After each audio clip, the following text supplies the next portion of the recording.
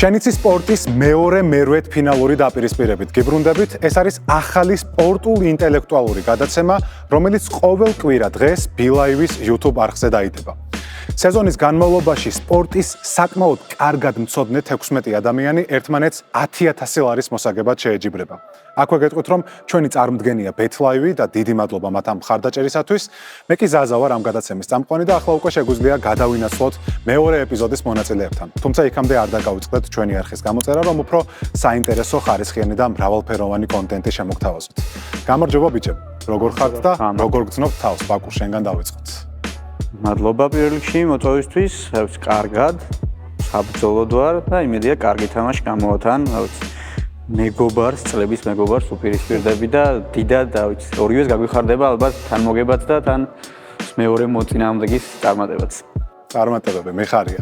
ცოტნე, შენს გაგვიზიარე შენი ემოციები თამაშის წინ. დიდ მადლობას გეტყვით პირველ რიგში მოწვევისთვის. რა უნდა ვთქვა, ეთამაშები მეგობარს, რომელსაც ვიცნობ ძალიან კარგად და ვთვლი, რომ ყველა სპორტის სახეობა იცის, განსაკუთრებით ფეხბურთს, მაგრამ არის ყველა სპორტში საკმაოდ ძლიერი და ერთ-ერთი უძლიერესი მეტოქე შემხვდა აქედან შემიძლიოთ. წავედით, ყველაფერი კარგად არის, შემართებაც მაგარია, მეგობრები ერთმანეთის წინააღმდეგ და მოვისმინოთ პირველი რაუნდის წესები. პირველი რაუნდი, ფოტოდუელი. ამ რაუნდში ორივე მონაწილეს ეძლევა 90 წამი. მათი მიზანია ეკრანზე გამოსახული სპორტსმენების გამოცნობა, რომლის საშუალებაც რიგრიგობით ეძლევათ.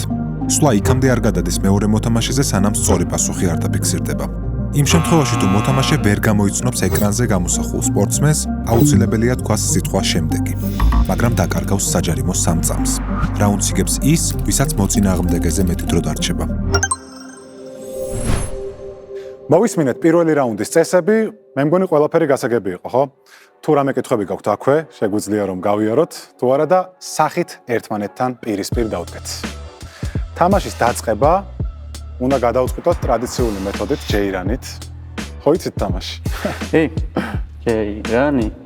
კი ბატონო, ბაკური იწყებს. ბაკურ, ცოტნეს უკან მონიტორზე. ოკეი. ყურადღებით იყავი. ჩაირთვება 5 წამიანი კაუნტდაუნი. თავარი პირობა არის, რომ გვარს გვეუბნები სრულად. მიხვდები რა შემთხვევაში იქნება სახელით საჭირო. წამზომი ჩაირთვა.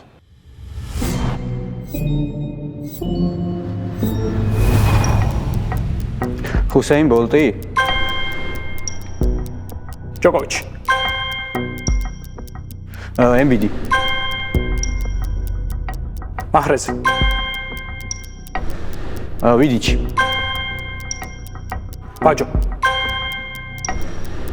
სტაბი. კასპაროვი. კარმელო ენტონი. შემდეგ.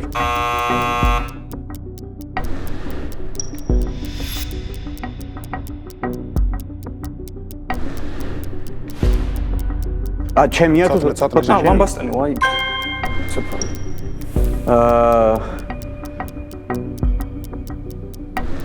ისა ბარეტი. არასტორია შემდეგი.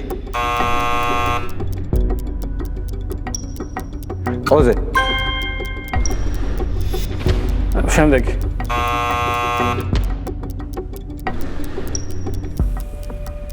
დეილაპი. არა, ის დეილაპი. შემდეგი. აუ, სას დამსკავს. დეიონგი. ეს არის ლობანოვსკი? ეს არის შემდეგი. ლოხინია ლობანოვსკი. ეს არის ამარის სტაუდმაიდერი. ჯარჯის ვიადაური. დეკო. შემდეგი. ალმიკ. ჩაპარი ეგას. შემდეგი. კონგა მარტი. კინი. შემდეგი.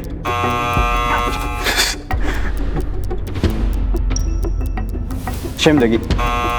უიმე. ეს არის ვალტერ სამუელი. შემდეგი. სირაძე.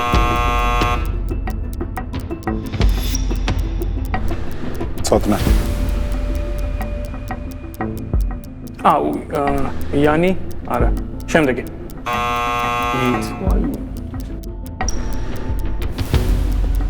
ეს არის ანტერებიჩი. ეს არის ისა კაცო რა გვარია. შემდეგი კაი ვიცი, მაგრამ დარია ხო ბილოდი. ლიგი. ეს არის ტიაგო სილვა.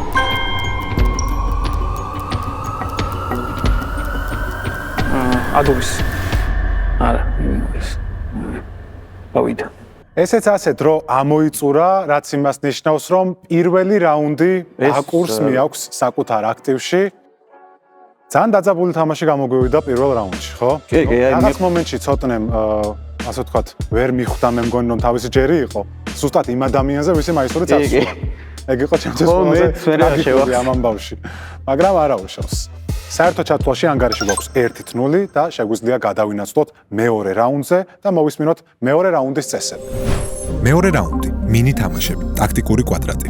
თამაში 9 უჯრისგან შედგება. თითოეული მათგანი ჰორიზონტალურად და ვერტიკალურად სხვადასხვა მოცემულობით არის დაკავშირებული. მოთამაშეების მიზანია, რომ სწორი ტაქტიკითა და პასუხებით შეავსონ გრაფა ისე, რომ გაავლონ ჰორიზონტალური, ვერტიკალური ან დიაგონალური კვეთები. სასტარტო 11-ეული. რაუნდის ამ ნაწილში მონაწილეები ეკრანზე ხედავენ კონკრეტულ თამაშზე წარმოდგენილი ერთ-ერთი გუნდის ძირითად შემადგენლობას.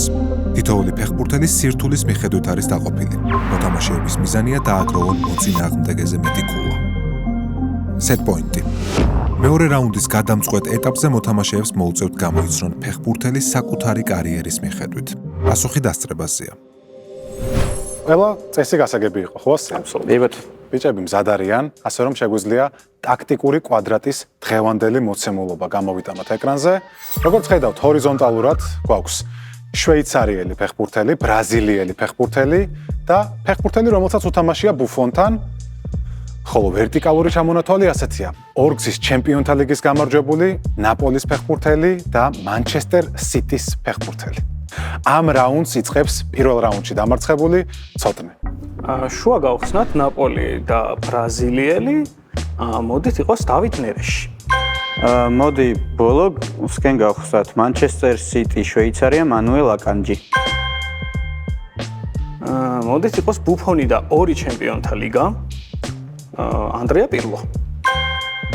მოდი იყოს მანჩესტერ სიტი და ბრაზილია, გაბრიელ ჟესუსი. ბუფონთან ერთად უთამაშია და თან სიტიში. მოდით წესით უწევს ალბათ იუვენტუსში გადაიკვეთნენ, არ მახსოვს ზუსტად იყოს კანსელო. ანუ ეს ნაკრებიც ხო ითვლება ბუფონთან ერთად თამაში. ცხადია, კი. ორმაგი შანსი აქვს ცოტნეს, მაგრამ შეგახსენებ. ჩავსვა ნაპოლი, ბუფონი, რომ შვეიცარიელი ლიგის მოგება ორჯერ ძალიან. შვეიცარიელი ლიგის მოგება, ხო, არ ვიცი. ნაპოლი, ბუფონი, ეს იქნება ლორენცო ინსინია.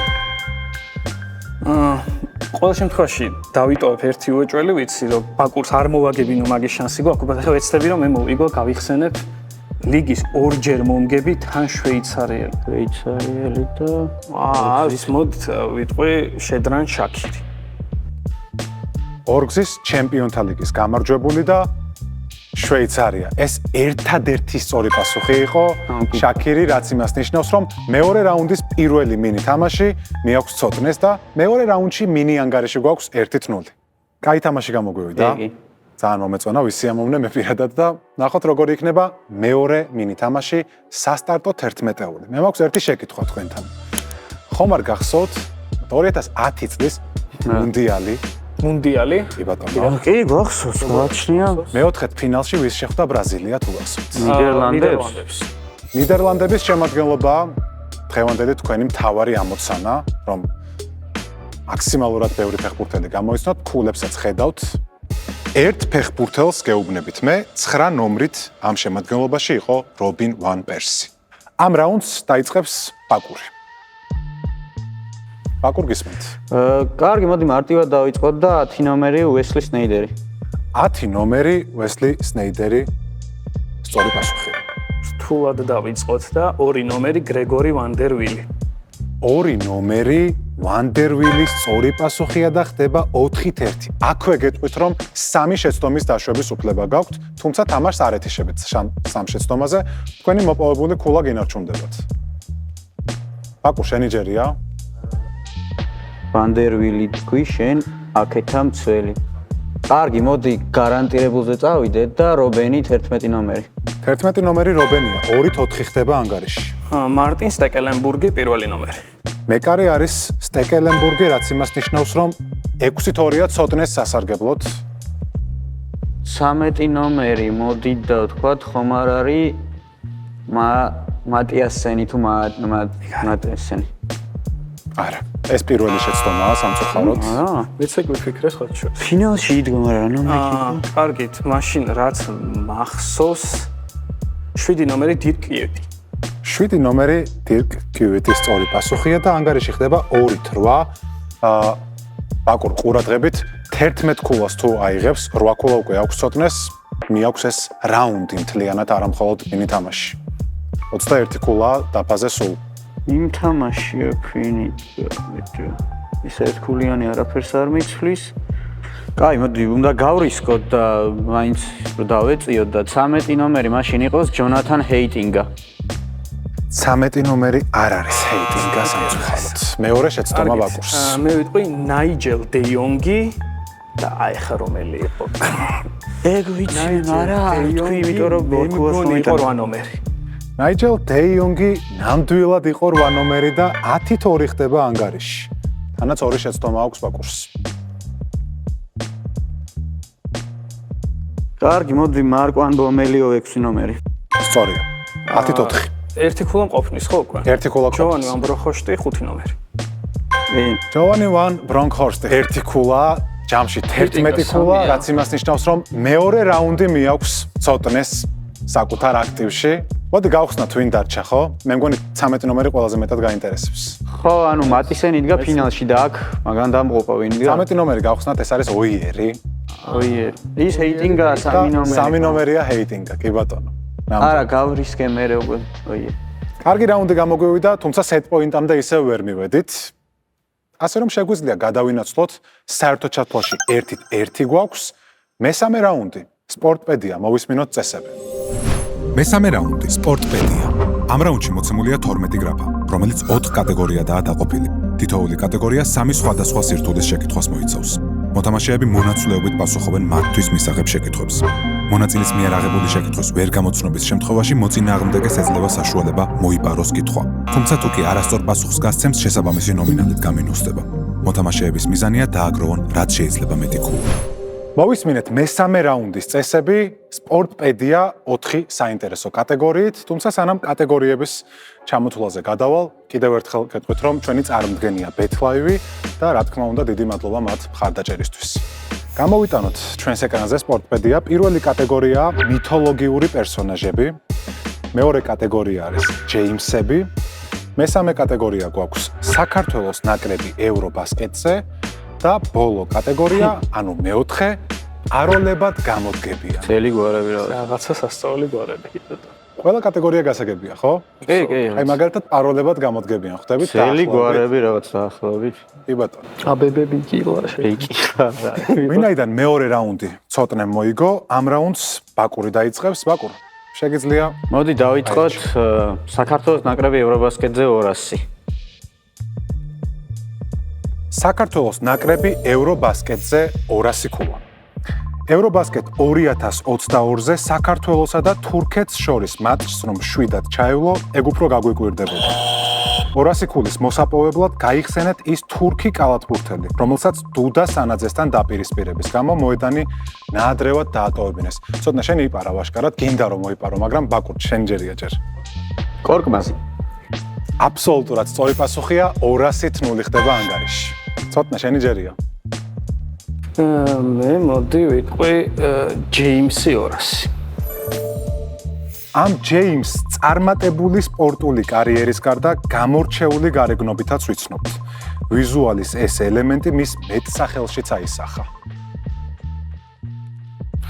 ვინმე ცნობილ ჯეიმს ვიტყვი მაშინ. ჰარდენი იყოს დაუშვით. ჯეიმს ჰარდენია პასუხი.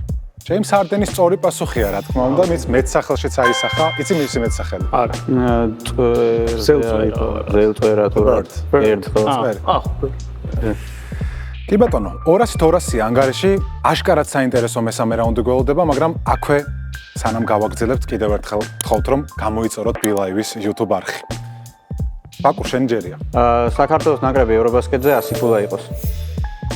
დაგვისახელეთ ის სკანდინავიური ნაკრები, რომელიც ევრობასკეტ 2025-ის საკვალიფიკაციო ეტაპის გადამწყვეტ მატჩში თბილისში დავამარცხეთ. ევრობასკეტზე საუბრობთ, ანუ ეხანდელი რაც იყო, ხო? ძალიან ახლო პერიოდზეა საუბარი. დანია. დანია სწორი პასუხია. რაც მეტად ისლანდიას მე არამერიოს უცებ ისლანდიას რომ მოგეთ წინაზე იყო მსოფლიო.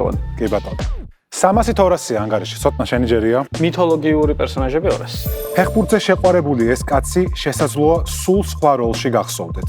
თუმცა მისი სახელის გაგონება ერთ-ერთი იმერული კლუბის საშინაო თამაშია. ეროსი მანჯგალაძე.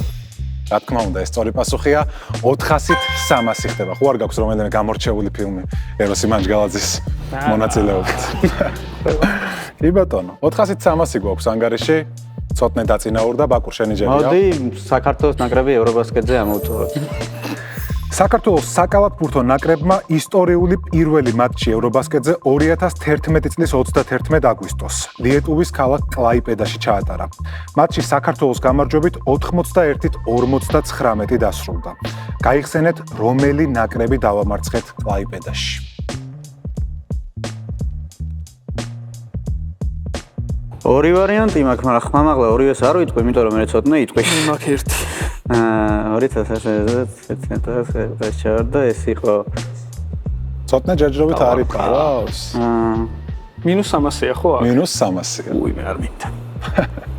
ორი ვერსია მაქვს, მაგრამ მაგორიდან ერთია რა. წესი დარიგით ეს უნდა იყოს პოლონეთი ჯგუფში იყო, მაგრამ პირველი თამაში მოგეთ თუ არ მახსოვს. პოლონეთი. ხო. პოლონეთი სამწუხაროდ არასწორი ისე რომ თქო, ბელგია ხო არ იყო შემთხვევით. ფაქტია რომ არ იპარავ. არ ვიპარავ. და შენი ვარიანტი არის ბელგია. რაც 300 ქულას მოგიტანდა. მაგრამ ვერ გაიგე. პოლონეთს მოგეთ 13-ში. 11-ია. კარგით, მოდი ვიტყვი პაროლებად გამოდგება 100. ლოგიკურია რომ ცნობილი ფილოსოფოსის მოსეხნიო ამ მცველს ვერდერშიც და ბორუსიაშიც მაისურზე მხოლოდ სახელი ეწერა. დაგვისახელე გვარი. სოკრატის პაპასტატოპულოსი. ეს აბსოლუტურად სწორი პასუხია. 100 ქულა ცოტნეს მილანშიც ბალანსზე. მილანშიც და მე ინგლისში წავიდა. ბაკურ შენ ჯერია. 500-300 იყოს 200. 200-იანი ამ თემის. პოლონური წარმოშობის ეს ამერიკელი ოლიმპიური და კოლეჯის კალათბურთის ნამდვილი ლეგენდაა. მისი თავკაცობით ამერიკის შეერთებული შტატების ოლიმპიურმა ნაკრებმა ზედიზედ 3 ოქროს медаლი მოიპოვა. გვითხარი გვარი. უბრალოდ აი ვახტენ ფორმულირებას როგორ გამოთქვა სწორად რაღაც ვოსჯენსნიაკი თუ რაღაცა. ოსე ან სამწუხაროდ არასწორი პასუხი მივიღეთ. არც იყავი ახლოს რომ ხო არა მე ხო. ცოტნე ვერ იპარავ. არა. ძალიან ცნობილ წვრთნელზეა საუბარი, რომელიც 42 წელი იყო ამ საქმიანობით დაკავებული. და ეს არის მაიკ კრჟიჟევსკი. გადავინაცვლოთ მაშინ შემდეგ კატეგორიაზე. დაგვრჩა 3 300 ქულიანი შეკითხვა და 2 100 ქულიანი. მოდით იყოს ჯეიმსი 100. წვანე მინდვრიდან თავი განსაკუთრებით 2014 წელს დაგვამახსოვრა. მართალია მის სახელს სხვანაირად წარმოთქვამენ, მაგრამ ამჟამად მექსიკური ლეონის ფეხბურთელის მამას მისი ამ კატეგორიაში ჩასმა ძალიან გაუხარდებოდა. ალბათ ხამეს როდრიგესი. ეს სწორი პასუხია, რა თქმა უნდა. მოვიდა. იდეაში ჯეიმსი უნდა და თვითონ, მაგრამ ხამესი შევარქვით ასე ვთქვათ, ყველამ ერთად. შემდეგი კატეგორია. არგი მოდი ჯეიმსები ამოვტუროთ. გასულ სეზონში დერბიში 98 წუთზე გატანილი უმნიშვნელოვანესი გოლის შემდეგ ნაკრებში გამოძახების მოლოდინში მყოფმა ამ ადამიანმა 3 ლომის სოციალური ქსელები ალბათ არაერთხელ დასტალკა.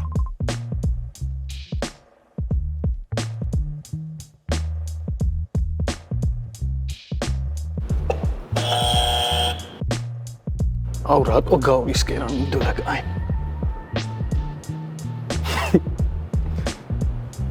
აუ წავაგე. სისულიერო თქვა აზრი. მე თქვი სმიტი. სმიტი. კი ბატონო. ცოტნე. ცოტნე იპარავს ამ ჯეიმსი შეკითხვას. ქვია თუ არ მახსოვს დასტალკათი ტარკოვსკის ვიტყვი მოდით. დასტალკამ მიგიყვანა ამ ამბამდე? კი ბატონო. რატომ? სტალკერი არის ტარკოვსკის ფილმი და იქნებ მინიშნება არის დასტალკა თანაც წყალებში. ხო, ინგლისელი არის და შეიძლება ერქვას ჯეიმსი აღარ მახსოვს რა ქვია. ეს შესანიშნავი გარჩევა იყო ამ შეკითხვის. ნამდვილად ასეა, ჯეიმს ტარკოვსკი არის ამ შეკითხვის პასუხი. 900-ით 300 ხდება ანგარიში, ბაკურ შანსები ისევ გაქვს. ცოტნე არჩევანი შენზეა. მითოლოგია 100. გასული წლის მარტში ამ ბერძენის ოდისეამ თბილისში წარუმატებლად ჩაიარა. დაასახელეთ ამ სპორტსმენის სახელიც და გვარიც. ოდისეას ვლახოდიმოსი. ოდისეას ვლახოდიმოსი სწორი პასუხია, რაც იმას ნიშნავს, რომ მეორე მერვედფინალის გამარჯვებული ყავს და ეს არის ცოტნე გვასალია. ცოტნე, გილოცავ. მადლობა. ძალიან კარგი თამაში იყო, მე ძალიან ვისიამოვნე. არც თუ ისე მეგობრული დაპირისპირება, მაგრამ საბოლოო ჯამში გამოგვივიდა ის, რაც გვინდოდა. ბაკურ, ალბათ რთულია დამარცხებულის პოზიციიდან თამაშის შეფასება, მაგრამ მაინც გითხარი, რითი ისიამოვნე, ყველაზე კარგი რაუნდი რომელი იყო შენთვის და საომალოდ თუ მოგეცემა კიდევ ეს საშუალება, აი რა სტრატეგიებს დასახავდი მაგალითად. ან ცოტნეს რას ურჩევდი, როგორც უკვე მეგობარს. არა, ცოტნეს პირველ რიგში ულოცავ გამარჯვებას, ესე მოვილაპარაკეთ, რომ თუ ჩვენი ჯგუფიდან გამარჯვებული, უნდა გახდეს ჩემპიონი. ვინც იქნებოდა და ამ შემთხვევაში ცოტნე სტრატეგიას რაც შეეხება, ანუ ყველა რაუნდი მასე თუ ისე საინტერესო იყო, ბოლო რაუნდი განსაკუთრებით და შემეძლო უბრალოდ კეთაც მეთამაშა. მეორე რაუნდში იყო ის, რომ უბრალოდ თავიდანვე ვანდერვილი დავკარგე და ეს სტრატეგია რომ შემეძლო 4-ხულიანი წამერთვა. ალბათ ეს იყო შეცდომა მეორე რაუნდში. დანარჩენი, რა ვიცი, თუ კიდევ მომეცემა მომდევნო სეზონებში შანსი, ვეცდები, რომ უფრო უკეთ დაწყებული, პირველი ტურის მერე დაწყებული, უფრო უკეთ მივიყვანო ფინიშამდე. ცოტნეს პირველი ტური მართლა ძალიან მაგარი გქონდა, მაგრამ არა უშავს. დარწმუნებული ვარ, რომ მაყურებელიც დამეთანხმება იმაში, რომ ბაკურმა მშვენიერი თამაში შემოგთავაზა. ცოტნე, შეგვიფასე შენი თამაშიც და ზოგადად თამაშიც. ფიქრობ გამიმართლა ძალიან, განსაკუთრებით ფილმის კინომანობა თუ რამეში გამომადგებოდა სპორტში არ მეგონა, მაგრამ გამომადგა. დიდი მადლობა ბაკურს ღირსეული მეტოქეობისთვის და ნახოთ დაველოდები შემდეგ მეტოქეს და ვეცდები რომ ღირსეულად წარმოვაჩინო თავი. დიდი მადლობა თქვენ ბიჭებო და დიდი მადლობა ჩვენს მაყურებელს. მე კიდევ ერთხელ შეგახსენებთ, რომ ჩვენი გადაცემის წარმოდგენია BetLive და რაც თავარია, არ დაგავიწყდეთ BeLive-ის YouTube არხის გამოწერა, რომ კიდევ უფრო საინტერესო, ხარისხიანი და მრავალფეროვანი კონტენტი შემოგთავაზოთ. შევხვდებით ერთ კვირაში, მომავალ კვირა დღეს BeLive-ის YouTube არხზე. ნახვამდის.